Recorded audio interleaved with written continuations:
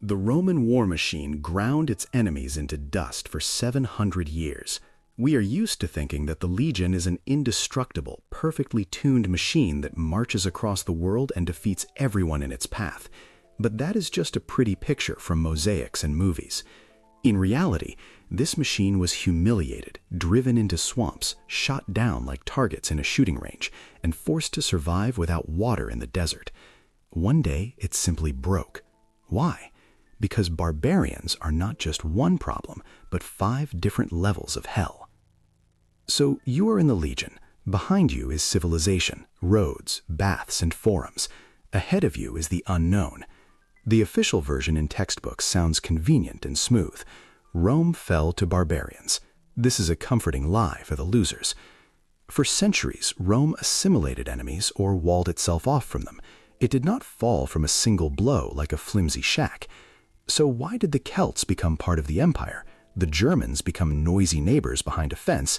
The Dacians became a costly but final prize, while the Huns launched a real-life end of the world. Imagine a map before you, and overlaid on it is the empire's health bar. With every new enemy, another hit lands on it. This breakdown is not an academic lecture. It is your personal briefing before deployment to the frontier. We will go through every type of threat, from psychology to weapons, to understand how great powers actually die. Fasten your seatbelts. Welcome to reality, Legionary.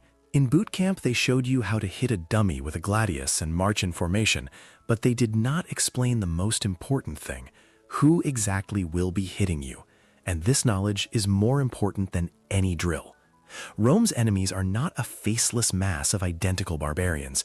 They are 5 different threat levels, and each of them kills in its own way and bites off a chunk of the empire's health bar differently. Level 1 is the Celts, the controlled chaos threat type. They are scary, loud, and huge, but their tactics are primitive: scare, stun, and break you with the first blow. If you do not run, you win.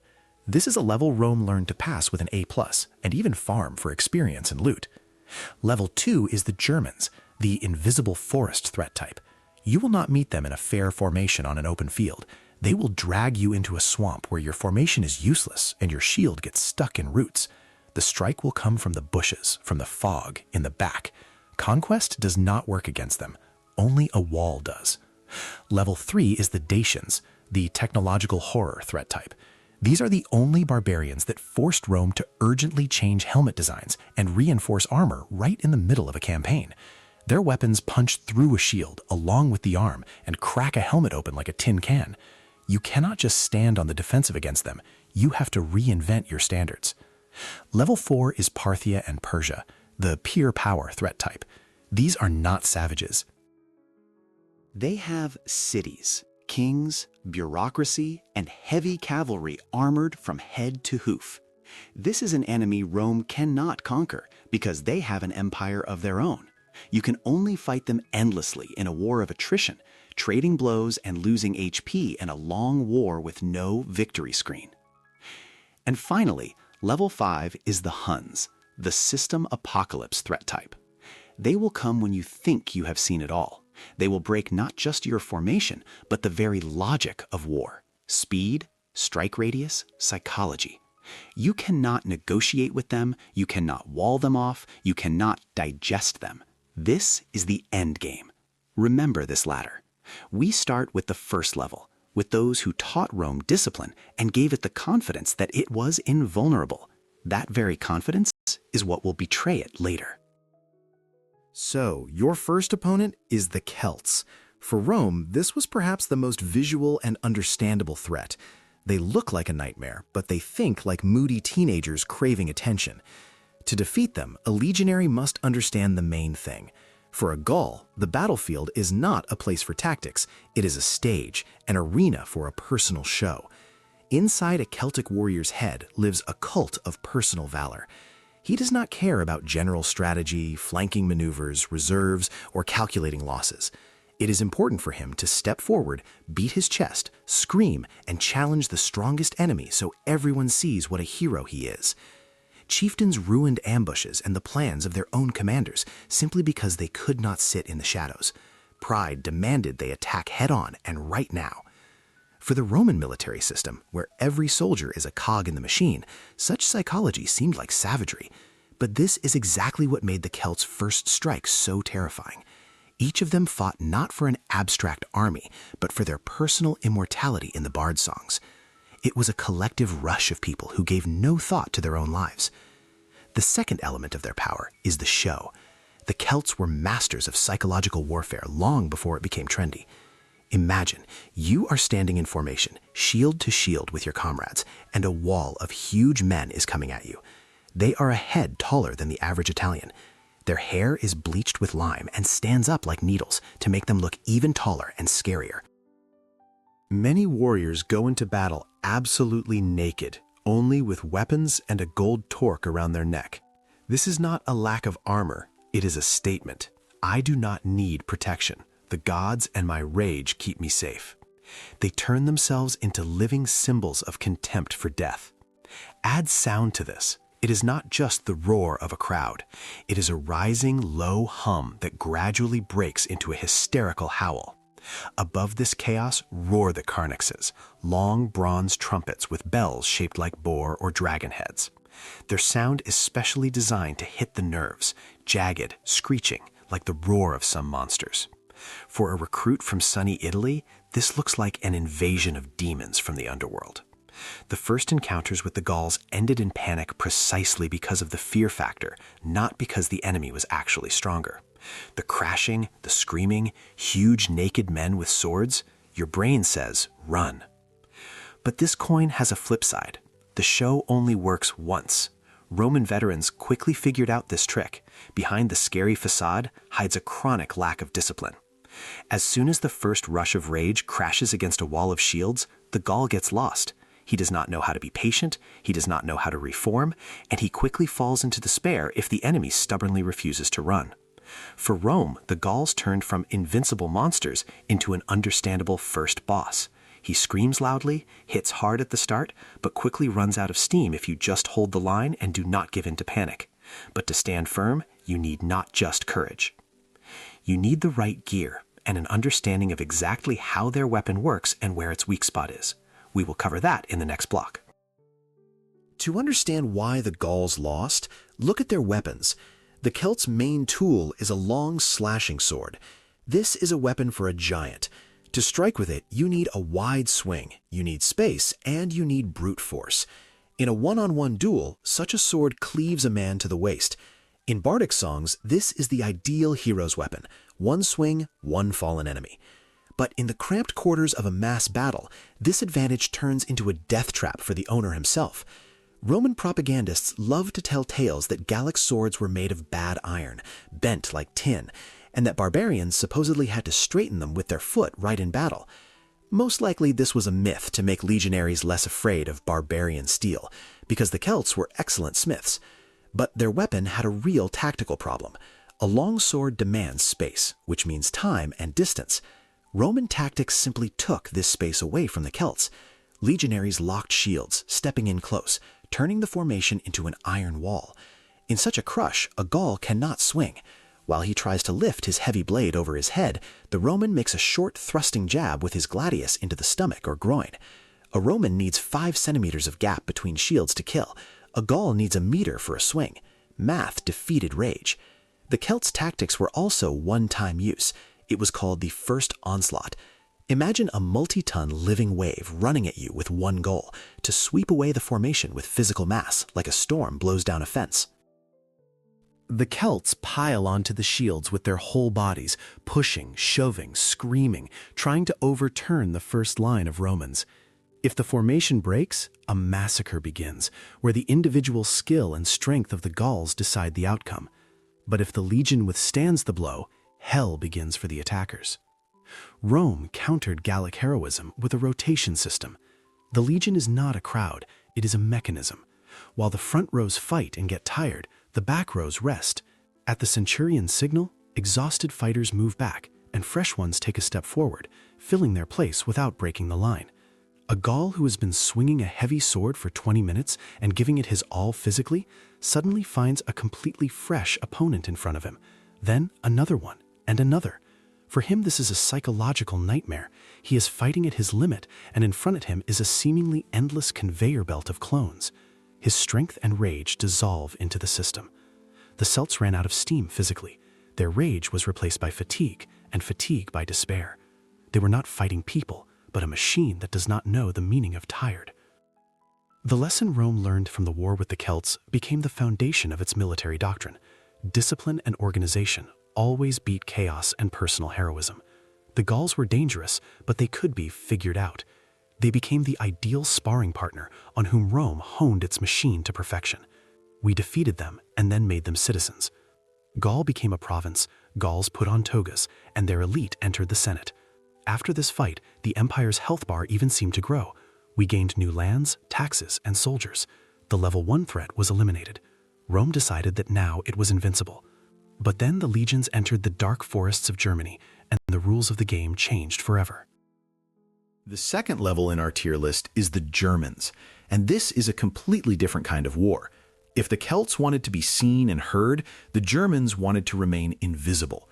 Roman legions, used to marching across the open plains of Gaul, suddenly found themselves in a world where space itself worked against them. Imagine Germany at that time. These are not neat fields and cozy villages. This is an endless primeval ocean of forests and swamps. There are no straight roads, no clear landmarks. An enemy could be behind every tree. The Roman shield wall tactic simply does not have room to deploy here. The formation breaks against tree roots, wagons get stuck in the mud, soldiers' feet sink into the swamp, and visibility drops to 10 meters.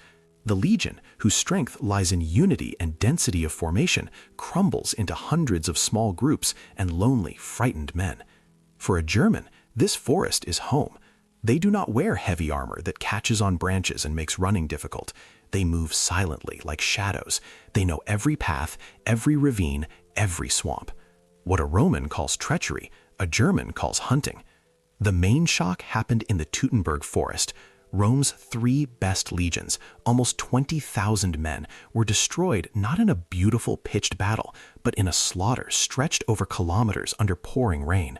The column was stretched out, surrounded, showered with spears, and finished off piece by piece. The legionaries could not even form a proper battle order. They were annihilated and pursued for 3 days, and the forest ended up littered with the bodies of the dead. For Rome, this was not just a military defeat, it was a nervous breakdown of the system. The Germans created the image of ghosts of the forest. Roman historians like Tacitus described them as tall, ferocious people with icy blue eyes who feared neither cold nor pain. Over time, this image became mythologized. Legionaries began to fear the forest itself more than the sword. Every rustle, every shadow could mean death. The Germans showed Rome its main limit. The legion is all-powerful only where there is room for formation and maneuver. In the forest, discipline loses to knowledge of the terrain. But Rome would not be Rome if it just ran away. The empire tried to adapt and understand how these shadows fight. And it turned out that their war was not chaos, but its own logical system of ambushes and strikes. Let's look at exactly how the Germans broke Roman bones. Their main weapon is not a sword, but a framia. This is a short spear with a narrow, sharp tip, an ideal tool for fighting in tight spaces and ambushes. You can stab with it like a dagger, or throw it while running. While a Roman is trying to turn his heavy shield among the trees, a framia is already flying at him. A hit, and the enemy immediately vanishes into the bushes. Their tactic is a lightning strike. The Germans used the boar's head formation, or cuneus.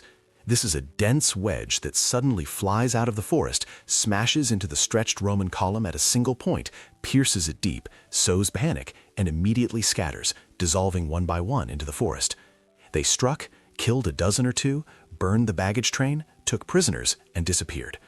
The Romans called this fighting ghosts. You don't see the enemy until he is right next to you, and you can't pursue him. He will run where you will drown in mud and get bogged down in your armor. It was a war of nerves. Legionaries slept in their armor, supply trains burned, every trip for firewood turned into a special operation with guards.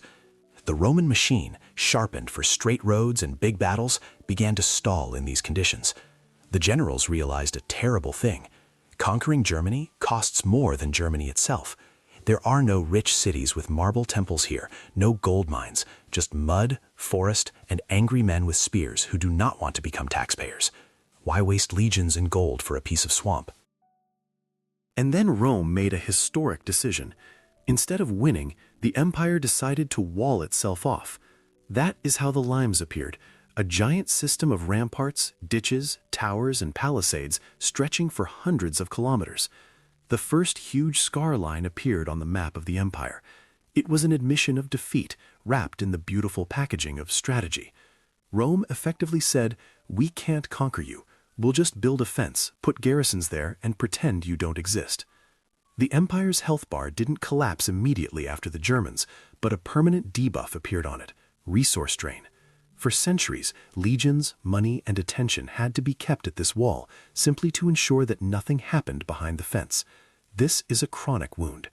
The Germans became the first enemy Rome could not digest and turn into citizens. They were left to stew in their own juices behind the wall, and that was a fatal mistake. Because behind that wall, in the darkness of the forests, these tribes began to change, unite, learn from Rome from afar, and wait for their hour. But while a fence was being built in the north, a new problem appeared in the east. There, barbarians took up not spears, but a weapon that seemed like death itself. Threat Level 3, the Dacians. Here we move from cunning and terrain to pure, ruthless combat mechanics. If the Celts used rage and the Germans used the forest and nerves, the Dacians picked up a tool that turned a Roman legionary into a tin can. It was called the falx. Imagine a scythe with the blade bent forward, a two-handed monster with a long handle and a curved blade sharpened on the inner side. This is not a fencing weapon for beautiful duels. It is a tool created to maim and break defenses. The falx strike works on the principle of a hook. It catches the edge of the shield, goes around it like a fish hook, and digs into where you thought you were safe, into the helmet, into the shoulder, into the arm behind the shield. The kinetic energy of such a blow is monstrous. One swing, and the scutum shield, the pride of the Roman infantry, splits, and behind it, the bone. Now, let's stop history for a second and turn on physics. Imagine taking a watermelon and hitting it with a regular wooden bat. The watermelon will crack, juice will splash, but the impact is spread over a large area. Now imagine that a sickle with a sharp hook is tied to the end of the bat. All the energy of the swing concentrates on a point smaller than a fingernail. The falx does exactly this to a Roman helmet. All the power of a 2-meter Highlander charging down a slope converges in a narrow hook. The metal is not just pierced, it deforms and cracks like a thin tin can. Chronicles describe severe wounds that doctors often could do nothing about. A legionary who is used to considering his helmet and shield a guarantee of life suddenly realizes one blow and his protection is opened like an oyster. Psychologically, this is comparable to cavalry meeting machine guns for the first time. The Empire had to react in patch note during battle mode. For the first time in hundreds of years, Rome began to massively modernize armor right in the middle of a war. If you look at Trajan's column and findings from that time, you can see massive cross-shaped reinforcements appearing on helmets, extra stiffening ribs so the falx couldn't just slice through the dome. They began to wear metal arm guards, manichae, on their arms, which previously were associated more with gladiators than legionaries. The infantry began to clad themselves in iron, turning into walking safes on the fly. This was a unique case. A barbarian weapon forced the most technologically advanced army in the world to revise its protection standards. The Dacians proved that even a backward people with the right tool can nullify a superpower's technological advantage. But the falx was only the face of the problem. The Dacians were dangerous not only because they knew how to split skulls beautifully, they knew how to build in such a way that Rome had to climb mountains after them and pay for every meter with blood. If the falx was a shock, Dacian fortresses became a chronic headache for the Romans. Forget the primitive palisades of the Germans. The Dacians were engineers. In the mountains of Transylvania, around their capital Sarmizegetusa, they built a defense system that historians would later call the Murus Dacicus, the Dacian Wall. This was not just a wall of stones. It was a stone and wood sandwich. 2 rows of carefully fitted stone blocks on the outside, wooden beams inside, and the spaces between them packed with earth and rubble. Such a construction was not only strong, but also elastic. When hit by a battering ram, it didn't crack like pure stone masonry, but sprang back slightly, absorbing the shock. It was an ancient analog of reinforced concrete, just without the iron. Emperor Trajan had to lead not a punitive expedition against the Dacians, but a full-scale engineering and siege campaign. The Romans dragged ballistae, scorpions, and rams along narrow mountain paths, built roads where previously only shepherds and eagles walked. It was a war not just of legions, but of topographers, engineers, and builders. The Dacians responded in kind. They cut communication lines, brought down slopes on the Romans, diverted water, burned warehouses. Their king Decebalus was not just a chieftain, but a strategist who knew how to learn from Roman deserters and use their knowledge against his former masters. Yes, in the end, Rome won. Trajan took Sarmizegetusa, crushed the fortifications, and Dacian gold paid for the construction of the magnificent Trajan's Forum in the capital. Dacia became a province, another precious trophy, but the price of victory was exorbitant. Dacia turned out to be the last major territory Rome was able to seize at the cost of total exertion of forces. After this, the empire effectively hit a ceiling. Any new large-scale expansion threatened a breakdown. Somewhere at this moment, the empire's health bar flared brightly for a second. Gold, glory, new lands, and then began to slowly fade. And by the way, since we are talking about peaks of military skill, under history videos there is an eternal holy war. Who is stronger, a Roman legionary or a medieval knight? One is a machine of discipline and formation, the other is a heavy tank in armor. While you are thinking about who you would bet on in a fair one-on-one fight, write your choice in the comments. And we move on to those who created the real prototype of knights and turned Rome's eastern front into an unending nightmare. Threat Level 4. Forget about forest ghosts and mountain engineers. In the east, Rome faced not barbarians, but a mirror reflection, a rival civilization. Parthia, and later Sassanid Persia, is not just another enemy. This is anti-Rome, its own imperial ideology, its own culture, its own cities, its own bureaucracy, and, what is especially unpleasant, its own army, seemingly specially designed to break the Roman legion. The main trump card of this army is the cataphracts, heavy cavalry that became the prototype for medieval knights. These are the real tanks of antiquity. Imagine, rider and horse are completely covered in scale or plate armor. The warrior's face is hidden by a metal mask with no emotions. In his hands is not a light spear, but a kontos, a massive 4-meter-long pike held with 2 hands. When an avalanche of these iron silhouettes crashed into the Roman formation at full gallop, the effect was crushing. Pila bounced off the armor like sticks. Gladii were powerless. A legionary simply could not reach the rider's body behind the wall of metal and the horse's body. Cataphracts didn't just punch through the formation, they screwed into it, broke through, trampled, and tore it apart, turning a disciplined battle order into a panicking crowd. But the cataphracts were only the hammer. The anvil that made their strike lethal was the horse archers. Light cavalry armed with powerful composite bows created a real deadly whirlwind around the slow Roman formations. Now let's look at this through your eyes. You are standing in the Mesopotamian desert. The heat is near 40 degrees. You are wearing an iron helmet, a cuirass, a shield. You are in your own personal oven. Sweat runs into your eyes, your mouth is dry, and suddenly a dry click rings out. 1, 10, 100, thousands. You raise your shield, and in the next moment, an arrow sticks into it, punching through the wood and biting into your arm. Pain. Your hand is literally nailed to the shield. You try to pull out the shaft. It doesn't work. Around you, the same thing is happening to your comrades. You try to attack, but the horse archers simply ride away, continuing to shoot over their shoulders, the legendary Parthian shot. Try catching a horse when you have 50 kilograms of iron on you. You cannot reach the enemy. You cannot catch the enemy. You cannot hide from the enemy. You can only stand in formation, locking shields over your head, turning into a huge testudo, and wait. An hour, 2, a day. Shields tremble from arrow hits. The ground under your feet is slippery with blood.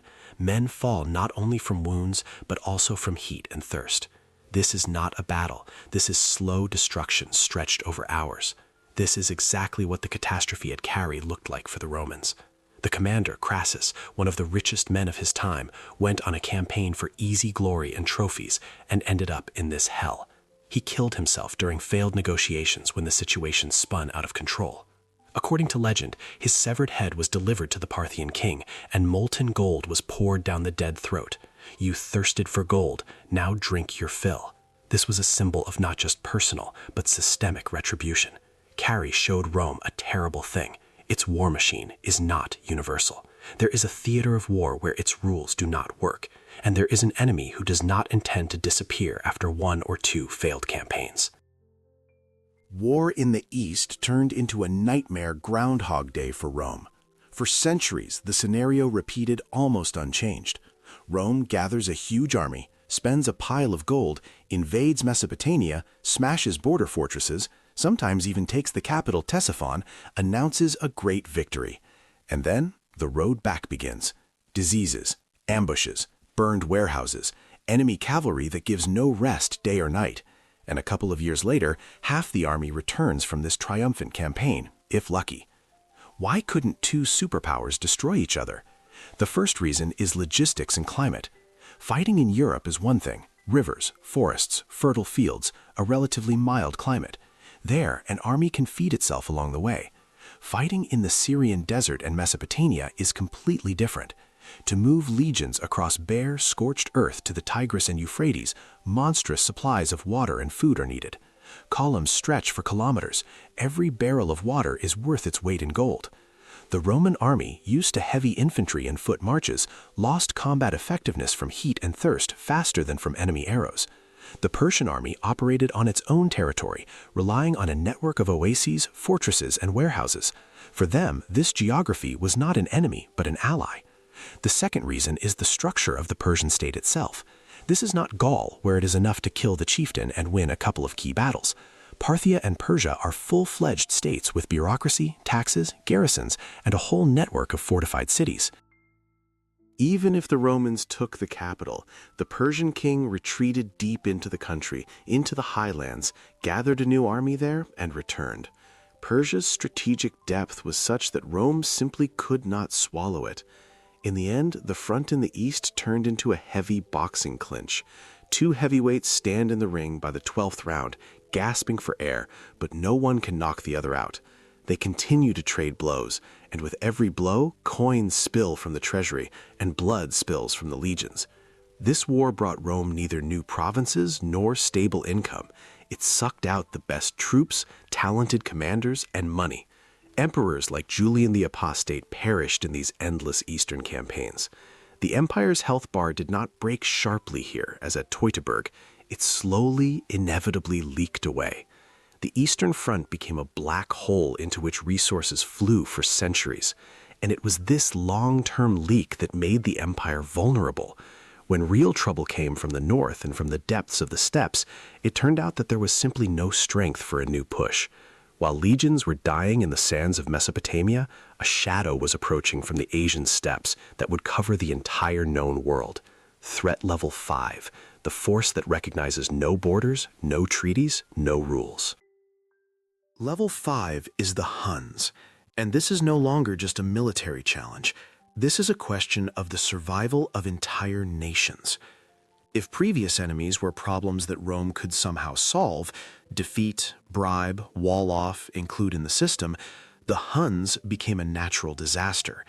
It was impossible to negotiate with them as with German tribes, impossible to exchange embassies as with Persia. They came seemingly from nowhere, from the endless steppes of Central Asia, driven by climate change, drought, and hunger. And with them, they brought a level of violence and speed that Europe had not yet seen. Roman authors describe them almost not as humans, but as creatures of another species. Ammianus Marcellinus writes with horror that they were as if glued to their horses. And this is not just a beautiful metaphor. A Hun ate, slept, hunted, fought, and even conducted negotiations without getting out of the saddle. For a Roman who viewed cavalry as a support arm around the main force, the legion, this was a cultural shock. Before him was a civilization where infantry practically did not exist, where the entire people was cavalry.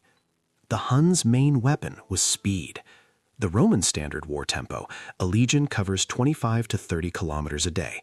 This was considered a good marching pace. Hunnic detachments could cover up to 100 kilometers in the same day, changing horses, not tied to roads, moving across the steppe. They appeared where they were expected in a week.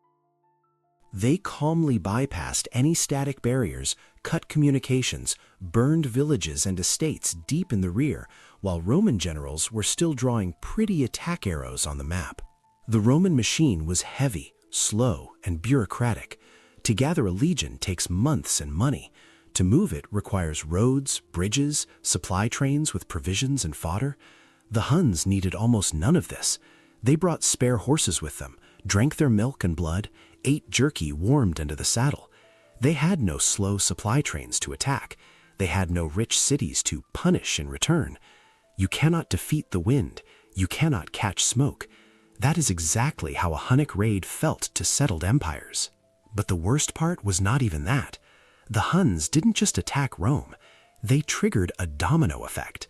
Moving west, they struck the backs of the same German tribes that just yesterday were a problem for Rome, but a manageable one.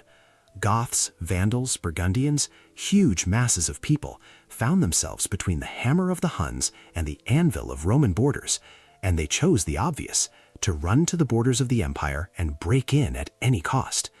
Rome suddenly discovered that it was fighting not one army, but a whole avalanche of tribes and refugees who were ready to kill just to break inside and survive. The system cracked. But to turn this chaos into a real apocalypse, the Huns needed a superweapon, and they had it.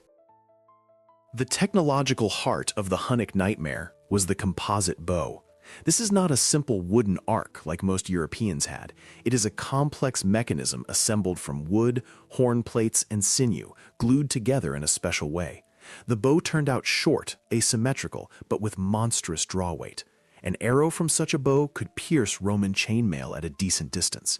But the main thing, the Huns knew how to shoot from it magnificently, at full gallop in all directions, including backward, turning their bodies without slowing down. Imagine this through the eyes of a Roman. A cloud of dust rises on the horizon. You hear the rumble of hooves. You form up, raise your shield, waiting for a cavalry charge to smash into you right now. You are still prepared for this. But the riders do not crash in. They begin to circle around, keeping you out of striking distance. And then the air fills with whistling. The sky darkens with arrows. The Huns do not get into close combat until it is profitable for them. They exhaust you. They spin around the formation like a pack of predators around a wounded animal, shooting it methodically and with impunity. The Roman legion, used to a fair fight shield to shield, suddenly finds itself a target in a shooting range. You cannot reach the enemy with a sword. You cannot catch him clad in iron. The Huns' second weapon was deliberately cultivated absolute terror. From the earliest years, they practiced artificial cranial deformation. A child's head was tightly bound so that it elongated upwards. An adult Hun with such a head looked alien, an elongated skull, like an extraterrestrial. Scarring was common in their culture. From early years, they were inured to pain, so the faces of many warriors were crisscrossed with old scars. Beardless, with elongated skulls and scarred faces, in the eyes of Europeans they truly looked like demons or evil spirits. Christian authors called them the scourge of God, punishment for the sins of the empire. Panic preceded Hunnic detachments. Cities surrendered without a fight. Garrisons abandoned positions upon hearing just the rumor that the Huns are coming. Attila, the leader of the Huns, perfectly understood the power of fear and worked with it like a spin doctor. The phrase, "grass does not grow where Attila's horse has stepped," is not just an image, it is an element of psychological warfare. The Huns did not conquer Rome directly, but they broke the spine of the ancient world. They squeezed entire nations onto the territory of the empire, destroyed the economy of border provinces with constant looting, and forced Rome to finally switch from offense to desperate defense. The empire's health bar at this moment was already flashing red. Now, legionary, when you know all your enemies and have seen how each of them left their scar on the empire, let's summarize. Who was actually the most dangerous? So, recruit, Let's sum up your survival course. Now before you is not a chaotic crowd of barbarians, but a clear ladder of threats. On the bottom step are the Celts, easy level. They are dangerous with their rage and psychological pressure, but if you hold the line, do not give in to screaming, and do not drop your shield after the first blow, you will win. Rome digested them, made them citizens, and over time almost forgot that they once caused terror. Higher up are the Germans, medium level. This is an enemy that cannot be defeated on his territory and his rules. Forests, swamps, ambushes. Rome realized that fighting them is more expensive than being peaceful neighbors, and built a wall. Formally, a draw. Actually, an admission that the empire also has a limit. Next, the Dacians, hard level, a technological challenge. They forced the empire to hastily reforge helmets, reinforce armor, learn to storm mountain fortresses, and wage a heavy siege war in the mountains. We won, but it was almost a Pyrrhic victory, requiring the exertion of all available resources. At the hardcore level, Parthia and Persia, a superpower equal to us. Cataphracts, horse archers, and the desert climate itself created a situation where you cannot win definitively. For centuries, we threw the best legions and tons of gold there, but never managed to turn them into a province. This war exhausted us from within. And at the top, the Huns, impossible level. System failure. An enemy that came too fast, struck too far, and changed the very physics of combat. Speed, composite bow, terror. Walls, old tactics, and even gold proved powerless against them. The Huns triggered a chain reaction that buried the entire world known to Rome. Now you know who stands beyond the border of your camp. Your shield will save you from a Celt's sword. Your reinforced helmet will withstand a Dacian's blow. Your discipline will help survive a German ambush. But if you see dust from thousands of hooves on the horizon, and hear the whistle of arrows flying before you even see the enemy, pray. Because the era when the outcome of war was decided by infantry in an open field is already ending by this moment. The era of the horsemen of the apocalypse is coming. We have passed all the levels. We have seen the rage of the Celts, the shadows of the Germans, the hooks of the Dacians, the armor of the Persians, and the bows of the Huns. A logical question: which of them killed Rome? The answer will not please those who like simple versions. Rome was not killed by one specific enemy. Rome was killed by a perfect sequence of blows to an overloaded system. The history of the empire's fall is not a one-on-one duel. It is a boss rush mode, where bosses enter the arena one after another without a real break until the player runs out of lives and the health bar goes into the red and zeroes out. First, the Celts taught Rome not to fear rage and showed that discipline beats chaos. We absorbed their energy, their elites, their land. The empire became richer and seemingly even stronger. Then the Germans showed the limit of our expansion. We built the limes, a giant scar across all of Europe. This scar began to fester. For centuries, Rome was forced to keep huge armies on the Rhine and Danube, spending colossal resources simply so that nothing happened. This was a chronic illness, a quiet internal bleeding. In parallel, Parthia and Persia turned the east into a black hole. Money, legions, and ambitions burned there. We fought, took cities, and retreated again with nothing but a long list of casualties. The Eastern Front slowly but surely lowered the empire's general immunity. When the Dacians forced us to strain once more under Trajan, it was the last big push. After it, the empire held on by inertia for some time, but the internal spring was already almost at its limit. And then the Huns crashed down on this weakened structure. The Huns struck not at Rome itself, but at those who stood between it and the steppe, at the Germans. Goths, Vandals, Alans, Burgundians, yesterday's forest ghosts, rushed to our borders not as raiding bands, but as nations with families, old people, pack animals. They came not to rob, they came to live. The Roman system could not withstand such pressure. Imagine a dam hit not by a single wave, but by a whole tsunami of people. The walls of the limes collapsed not from a neat military assault, but under the pressure of millions of desperate refugees and the warriors marching behind them. And here began the most terrible metamorphosis. To stop some, Rome began to hire others. The legions ceased to be Roman in the ethnic and cultural sense. More and more units consisted of those very Germans, who just recently were not trusted to enter behind the limes without an escort. Foederati appeared, barbarian contingents in Rome's service, formerly subordinate, factually armed guests without whom the front simply could not be held. The enemy penetrated inside the system. The Roman general Stilicho was a Vandal. Odoacer, who took the crown from the last Western emperor, was a German. Alaric, who for the first time in 800 years took and sacked Rome itself, was a Goth who for a long time simply wanted to get a legal post in the Roman army and land for his people. This is the irony. The Celts were the warm-up, Parthia the sparring partner, the Huns the catalyst of chaos, but those who finished off the empire in the end were those very ghosts of the forest, the Germans, whom Rome once decided not to conquer, but to isolate with a wall and forget. The wall did not save them.